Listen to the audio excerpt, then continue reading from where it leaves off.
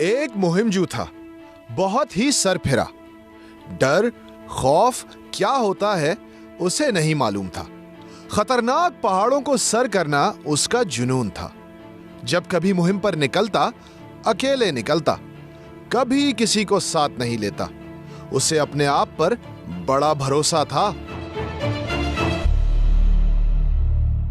इस बार भी ऐसा ही हुआ।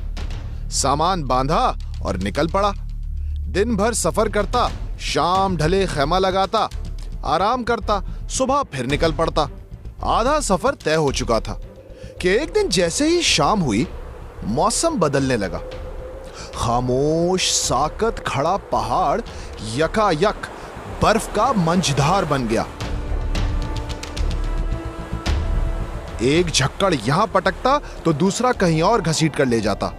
उसे बस एक सेफ्टी रोप या हार्नेस का सहारा था, जो वो कहीं भी खैमा लगाने से पहले किसी मजबूत चट्टान से बांध लेता।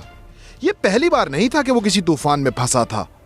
अक्सर ऐसे तूफान चंद मिनटों में गुजर जाते, मगर आज 10 मिनट हो गए थे। यह तूफान रुकने का नाम नहीं ले रहा था। और फिर अचानक मुहिमजू के कांपते पैरों के नीचे से जमीन भी हिलना शुरू हो गई। वो बेहोश हो गया। कुछ देर बाद होश आया तो ऐसा खतरनाक अंधेरा था कि आंख खोले या बंद करे कोई फर्क नहीं पड़ रहा था। खामोशी इतनी गहरी कि कान फट रहे थे। उसे लगा शायद वो मर गया है, मगर चेहरे को, जिस्म को छुआ, जोर जोर से चिल्लाया तो यकीन आया कि मौत अभी नहीं आई। वो अपनी हिफाजती रस्सी के सहारे हवा में मुअल्लक था। ये क्या मुसीबत है? मैं कहां लटक रहा हूं? नीचे न जाने कितनी गहरी खाई है।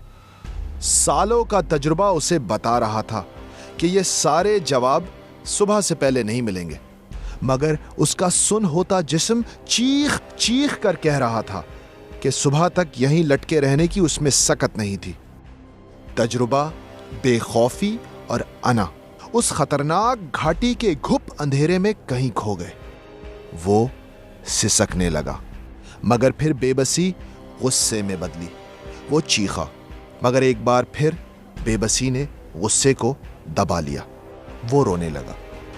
रोते रोते सालों बाद उसे कोई याद आया और वो बोला, अल्लाह आज बचा ले, अल्लाह मुझे माफ कर दे मेरे रब।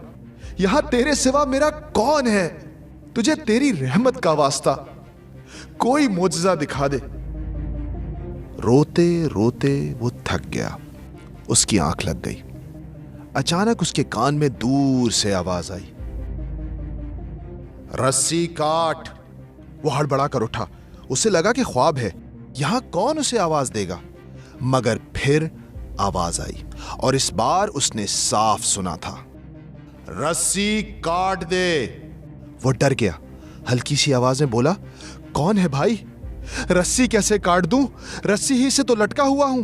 खुदा का वास्ता कोई और रास्ता बताओ, प्लीज मुझे बचा लो। मगर इस बार कोई जवाब नहीं आया। बहुत देर चीखता रहा, मगर जवाब सिर्फ खामोशी। अंधेरा, सर्दी और खौफ ने उसे फिर बेहोश कर दिया। रात गुजरी, सुबह हुई। अंधेरा छटा तो नजर आया सब कुछ वही था। वो अब भी उसी रस्सी के सहारे लटका हुआ था, बस अब उसके जिस्म से जान निकल चुकी थी। मगर उसकी झूलती बेजान टांगों से चंद फीट दूर जमीन अब भी वहीं थी, जहां वो उस वक्त थी जब आवाज आई थी, रस्सी काट दे।